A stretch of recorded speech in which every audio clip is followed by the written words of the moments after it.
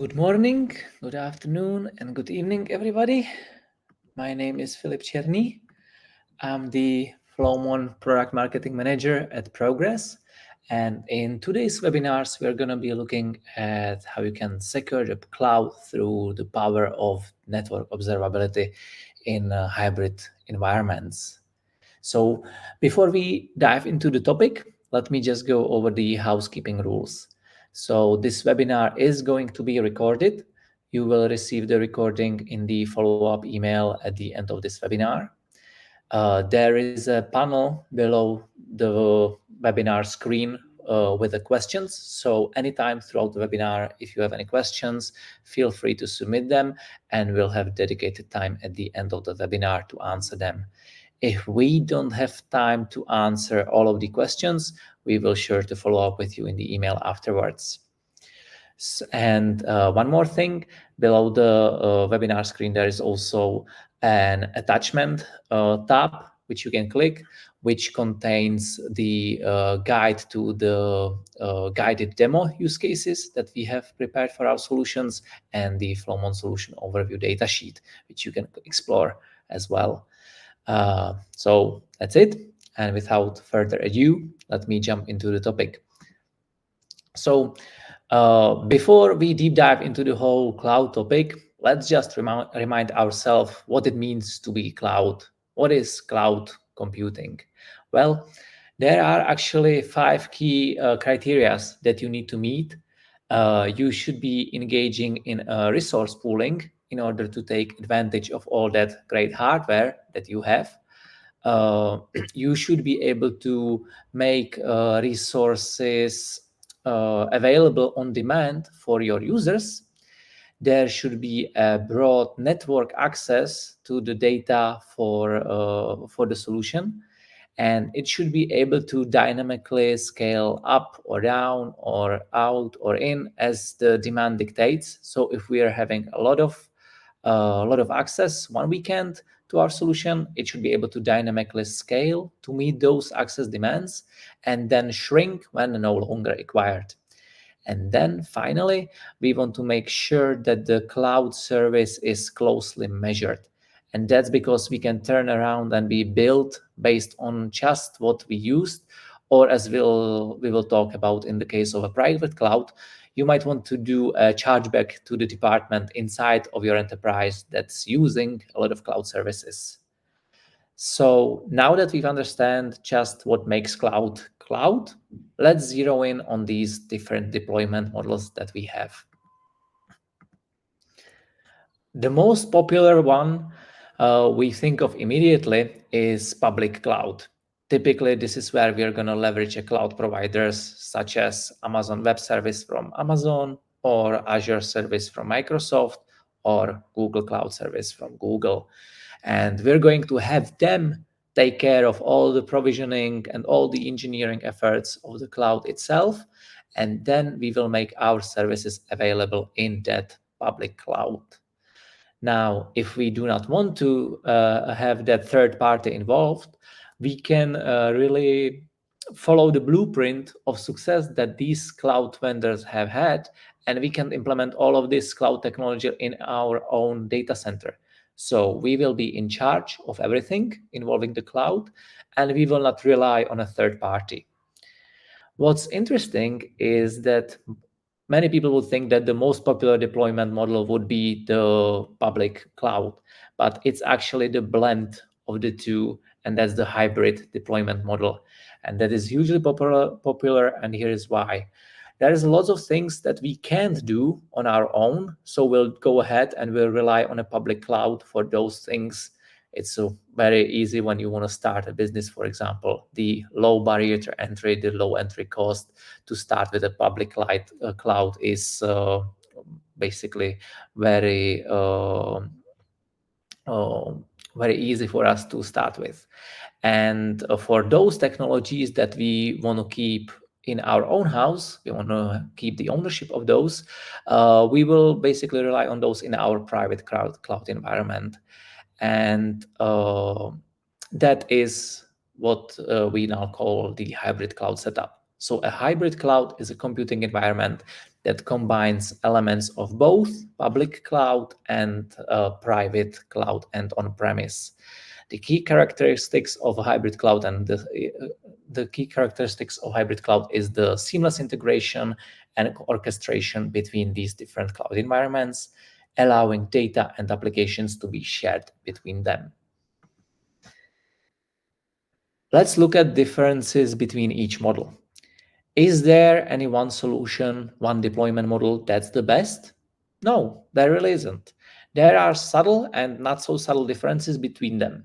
For example, if you need 100% full control over your solution, well, public cloud is probably not the best choice for you.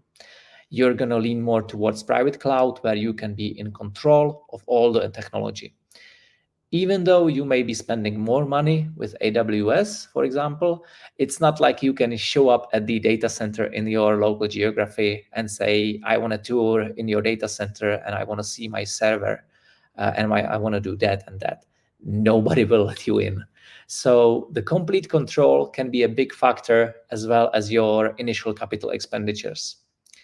Many of us don't have the money to buy all of the infrastructure that would be needed for the private cloud. So you might start with a public cloud and then slowly migrate to the more private cloud approach. As a matter of fact, that's exactly the path of a company, Netflix, that they adopted. They fully started, or they almost fully started, all in a public cloud environment, and now they shifted towards more private as they grow.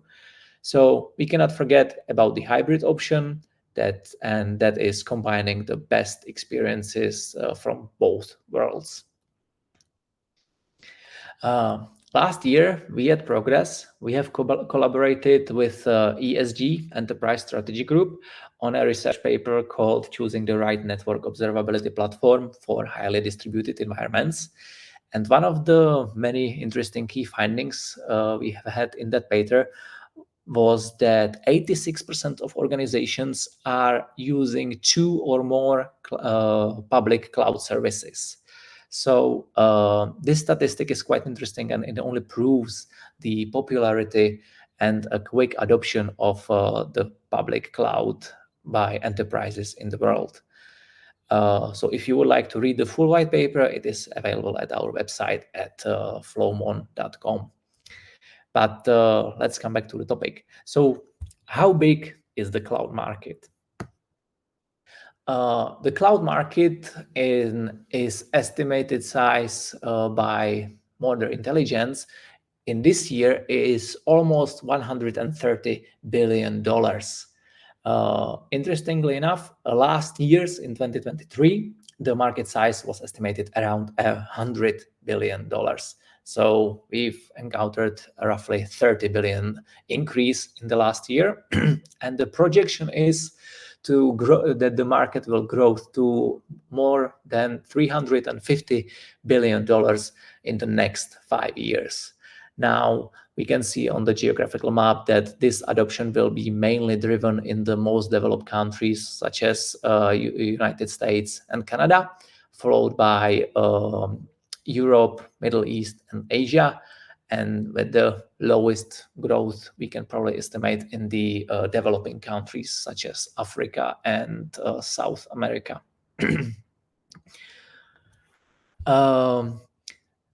Now let's look at another interesting data, and that's the strategic drivers for network operations.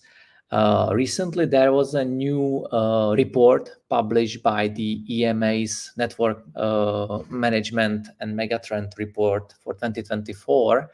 And this report sort of serves as the benchmark for the state of enterprise network, of the enterprise for network operations. And one of the key metrics that came out from this year's was that the cloud is the strategic driver of network operations today. So public cloud ranked as number 1 as a technological initiative that drives network operations strategy, and a hybrid and multi-cloud networking ranked second after network security as a strategic driver for high priority network projects and investments. Now, network security ranked #1 for obvious reasons, and it's also ranked #1 in the 2022 and in the 2020 issues of the report. So I think this is also proves that the cloud is definitely the key strategic driver for many of the organizations, and many organizations are adopting it. Now, let's look at the challenges that a typical network operations teams might face when operating a multi-cloud environment or a hybrid cloud environment. But as the statistic we've seen, it's most likely a multi-cloud environment. So you need to be able to do effectively a root cause analysis and quick troubleshooting. So you want to see if when there is an issue, when users complains about poor network connectivity or a slow application, you need to be able to quickly figure out where the problem is and remediate it. At the same time, you want to make sure that your critical application's health is measured and maintained. So in case there is a problem with the applications, you are aware of it before the users, for example, starts complaining, and you can quickly react. You need to be able to monitor the network traffic between each clouds and between the public clouds and private clouds and your on-premise environment. And as well, you need to be sure to quickly fix the problems when they occur. So that is the mean time to repair things. And on top of that, the alpha and the omega of all things is you need to ensure that your environment is secure and safe. So a multi-cloud approach can be and can create additional risk and undermines cloud strategy's success. So you need to make sure that when you're adopting a multi-cloud strategy, that you have all of these challenges under control. And if all that wasn't enough for network operations teams, they need to deal with a lot of alerts and a noise. And I'm going to borrow another data from the EMA's Network Management Megatrends report, and that is the amount of response that the IT professional says that how many alerts are actually a noise.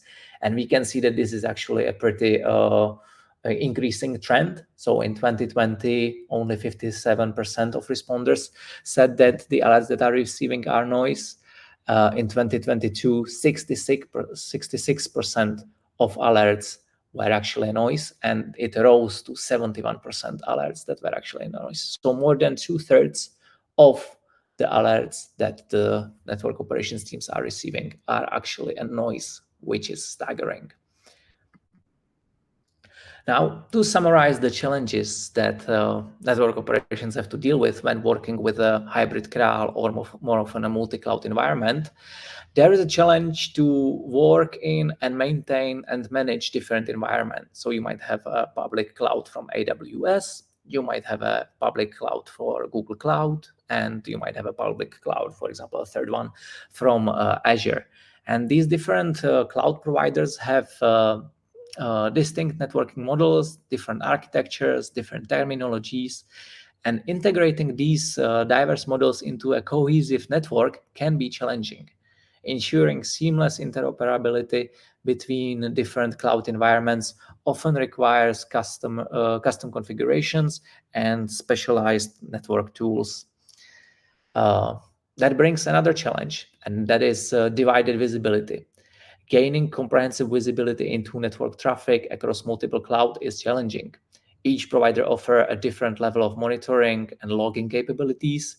Let's say you want to troubleshoot an issue. Do you really want to query 3 different tools and manually correlate the results to figure out the root cause? I think there must be an easier way. And that brings another challenge, and that is security gaps. So trying to maintain consistency through maintaining consistent security policies across multiple cloud is difficult, as each provider has different security features and configurations. So attackers are hiding in the network traffic and proceeding slowly to infiltrate your systems. So ensuring early threat detection is challenging enough in your own data center, let alone in a multi-cloud environment. On top of that, we have regulatory compliance. So you need to ensure compliance with regulations such as GDPR, NIS2 in Europe, or regulations from SECs in the United States across multiple cloud environments. And that can be complex and require different monitoring and reporting. Another challenge is troubleshooting. So diagnosing and resolving network issues in a multi-cloud environment is much more complex due to multiple layers on infrastructure involved. So how do you manage, for example, a vendor support? So try to coordinate the support between different cloud providers. That can be challenging on its own, especially when it's for two or more cloud environments. And lastly, we have unexpected costs. So that leveraging public cloud provider has its own benefits, as we've discussed, but it comes with a cost, and that's usually per the amount of data that you're transferring. So data transfer costs between different clouds can be significant and hard to predict, and that can lead to potential budget overruns. Identifying the most cost-effective way to route the traffic and store data across multiple cloud environments requires sophisticated cost management strategies and tools. So we've covered a lot of challenges. So let's now look at a solution. So what can we do about this? Well, I would like to present to you our solution, and that is called Flowmon. So our vision for Flowmon at Progress is to create a secure and transparent digital environment where people control the network regardless of its complexity. So the keyword is secure and transparent, and that is the value that the Flowmon solution brings. So you will have a full observability of your network environment as well as security. So there is actually two groups that we offer these solutions to. So there is they actually have common goals, and you can solve it with one solutions. And so let's look at the network operations. We've discussed a lot of challenges that they have to deal with. So with Flowmon's full observability across multi-cloud environment, you're capable of coupling these use cases and user experience monitoring, making sure that your customers are having the smoothest experience without any delays. When there are problems that you need to deal with, troubleshooting them and quickly finding the root cause and having the forensic data as a hard proof is another way that Flowmon brings value. And with that visibility, you can also do a better forecasting and capacity planning for the future investments. And that's also can be applicable for your cloud and SaaS application and monitoring their performance. On the other hand, we have security operations teams. We know that network operations teams and security operations teams are usually siloed. They use different tooling, and whenever there is a problem, in most cases, you need to prove to the other team that it's actually their responsibility to deal with the issue. But with Flowmon early threat detection capabilities, security operations teams can tackle these use cases, and that is unknown threat detection, encrypted traffic analysis, so analyzing the traffic in encrypted traffic and recognizing the threats in there, and detecting insider threats as well as network behavior analysis. And all of that, when those teams can work in tandem using Flowmon solution, it can lead to better infrastructure design and deployment. It can streamline the incident monitoring and investigation. It leads to faster incident response and better policy verification and enforcement. So Flowmon empowers our customers with the ability to harness network insight and improve the reliability of critical applications and network performance in hybrid and multi-cloud setups. From root cause analysis to capacity planning and performance monitoring, Flowmon is the conduit for solving critical network issues quickly and across geographically dispersed customer networks. So there is a value for network operations and hybrid cloud environments, and number one is decrease reactions times. So any types of investigations that you need to deal with, root cause analysis is usually the time to figure out where the problem is quicker and easier. You can reduce the number of tools and so availability, capacity planning, troubleshooting, compliance, and forensics, all that you have under one hood without switching between different user interfaces. You can automate analytics, autonomous investigations of the root cause of operational issues, which can save you hours or days on investigations. And you're lowering operating costs of network and application infrastructure with enough trends forecasting for smooth future scaling. And lastly, you're also ending the blame game between departments by showing them the proof of responsibility because you have that visibility. So that is the value for network operations, but that is the added benefit of Flowmon that allows you to have early threat detection. So we have actually this platform where security and networking people collaborate to have more secure and reliable IT infrastructure. And the way we achieve this is through a powerful engine that represents a network security analyst that we deliver to you in form of a software. It has a powerful detection that automates activities on going through loads and loads of events and intelligently prioritizes things for you. So, for example, when you wake up in the morning, you go to work, and from day one, you know what to focus on and what's the most critical. It helps you automate analytics so that you don't have to spend hours trying to figure out whether an event is actually valid and collecting data from multiple tools to be able to respond. And it has a built-in experience that tells even more junior analysts what is the issue, what does it mean, what can you do about it, how can you remediate it. And with that, we supplement loads of capacity that network operations team don't have today in their team to deal with unforeseen circumstances faster, with more precision, and truly reduce the breach impact for attacks in your network. So to summarize the value from a cybersecurity standpoint, you are minimizing the breach impact by monitoring network traffic proactively and alerting on compromises at early stage so that breach dwell time can be reduced. You are reducing the number of events by connecting the dots between seemingly unrelated events to build a full picture of a security incident and focus on higher priority ones. You are increasing staff efficiency by enabling less experienced team members to conduct complex investigations. And you're gaining more confidence in responding to incidents with noiseless insight and hard evidence on root cause, severity, damage, and impacted systems. Remedial actions are much more accurate. And you are equalizing the protection across all your hybrid cloud or multi-cloud setups because you have one tool that bridges everything through centralized dashboard. So how do we achieve this? Well, let's look at the Flowmon architecture in the detail. So the core of the solution is the Flowmon collector, which you can see in the middle.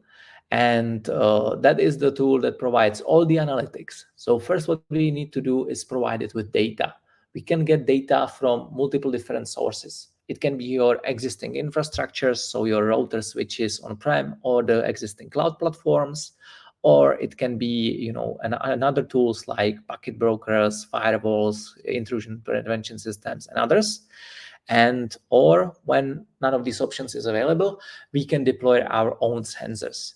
There is an added value to deploying our sensors, and that is that we can extend the network telemetry data that we gather from the infrastructure with application layer information to provide you even deeper visibility and more visibility for even better and effective troubleshooting. So once we have the source of the data, we send it to Flowmon Collector.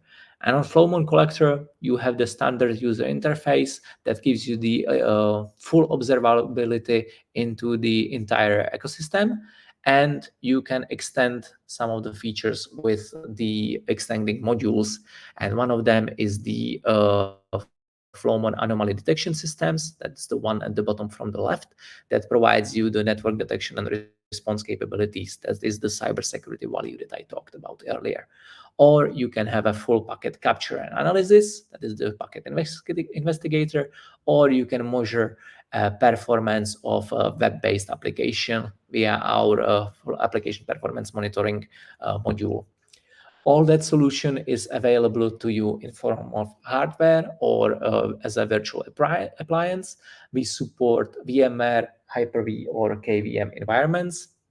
And as for cloud environments, the whole solution is fully deployable for AWS, Microsoft Azure, and Google Cloud Platform. So let's look closely how a typical deployment can look in a hybrid network. So we can have a deployment on-prem. So typically we can deploy, we can collect the source network telemetry from switches, routers, and send it directly to the Flowmon connector, as you can see on the right. Or we can deploy the Flowmon probe either to connect it to mirror port or via taps. That's how we collect the data from your on-prem environment. And same thing can be done in the cloud setup as well. So you can either deploy our virtual probes for close to the virtual services via virtual taps and send the data to the Flowmon collector as well. Or you can actually leverage the native flow logs that cloud providers provide. So native flow logs from AWS, Google Cloud, or Azure. There is a different depth of data that you are getting with the native flow logs. So you will always have a better visibility with Flowmon probes. But for example, if you have your environment, you have multiple virtual services, and let's say that you have diverse environment, and you would want to deploy Flowmon probes to every virtual service. Well, that might you might have the best visibility possible, completely equalized across all environment, but the cost would definitely increase by deploying Flowmon probes everywhere across the cloud infrastructure. On the other hand, if you would want to rely solely on native flow logs provided by cloud providers, you might basically end up with only basic visibility with not enough data to troubleshoot any issues that you might need to deal with. So the fact that Flowmon solution can support the flow logs gives you a great option where you can basically use the best of both worlds. So you can deploy Flowmon probes only to mission critical applications, so you have that depth of visibility where it matters, and for the rest of the infrastructure, rely on native flow logs. We have actually calculated this example for a Google Cloud environment. And if you were to, for basically a standard environment, if you were to deploy Flowmon probes everywhere, let's say the cost could be too expensive, let's say around 50K. If you only rely to native flow logs, the cost could be around 4K. And if you just deploy a Flowmon probe only to mission critical applications and rely on flow logs for the rest of the infrastructure, the cost can be somewhere between $5,000 to $8,000. So that is definitely a great cost optimization solutions that you can have by utilizing the native flow logs while at the same time relying on the capability of Flowmon probes. So let's continue with the example. So let's look at the cost of downtime. So in some of the researches that we list here, we can estimate the average cost of downtime is somewhere, give or take, $4,500 per minute of the outage. And typical outage can last anywhere from 20 to 60 minutes. So let's calculate the cost of a 60-minute downtime. Well, with an average cost of $4,500 per minute, the 60-minute outage will cost you $200 $570,000. That is quite a big amount. But let's say that you have full observability solutions like Flowmon, and you're actually able to cut down the investigating time from 60 minutes to 10 minutes. So on one hand, you already have an added value of saving 50 minutes of your time, but the added cost of or the saved cost per one outage is actually $225,000. So instead of 1 hour outage costing you almost 300 grand, it will cost you only, with this example, $45,000. So basically a one hour outage incident can basically end up paying for the whole solution. Let's look at a customer story. So Flowmon has multiple customers, and I think this one is a nice example how Flowmon brings value. This comes from a healthcare organizations where they encounter lost patients' MRI scans. So the MRI scanner occasionally failed to store patients' data in the network storage. And what happened was that there were two teams, the repository and the scanner suppliers teams. And they were both equally blaming the local network, because that's the best thing you can do. You can always say that the network is a black box and it's their fault. But thanks to Flowmon and having the full visibility, the hospital presented communications patterns between these two systems and providing the supplier's error, after which they managed to efficiently address the problem. So that all connects to another value that we've discussed earlier, and that is the ending the blame game. So in some cases, it's not just that you can solve the blame game internally in your own organizations, but when there are third party involved, you need to prove to them that it's their responsibility, and otherwise they won't be doing anything. So that is a nice example how Flowmon brings value through full equalized observability into a hybrid cloud environment. And with that, I have come to the end of our webinar. So we'll be looking to your questions next. So I strongly encourage you to submit any questions and below the webinar in the question tab. And I would like to offer you a chance to schedule a short 20-minute demonstration without expert engineer, where we can understand your use cases, give you an overview of our solutions, and alternatively you can try it for yourself. We can easily deploy a trial license for your environment. We can support you with sizing, deployment, installation, and configurations. And it's really easy to do, and you can see actionable intelligence within 30 minutes with our involvement, and see exactly what value Flowmon brings to you. So let me see if we have any questions.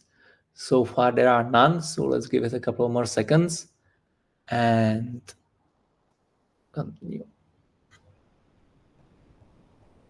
Okay, and I see there is one more question coming. So can Flowmon integrate with our existing network infrastructure and security tools?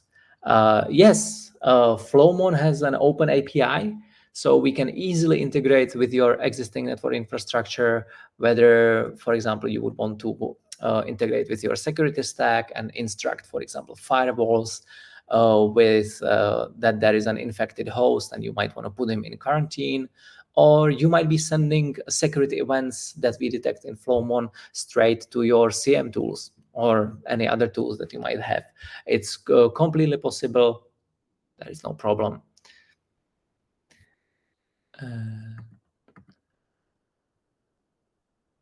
And I see another question. How can we schedule a demo? Oh, excellent. There, if you go to our website, there is a contact form. So if you just submit our details, we will definitely be in touch. But just asking these questions, we will have your contact information. So we'll send you a follow-up email, and we'll schedule a demo with you. So our sales team will be in touch.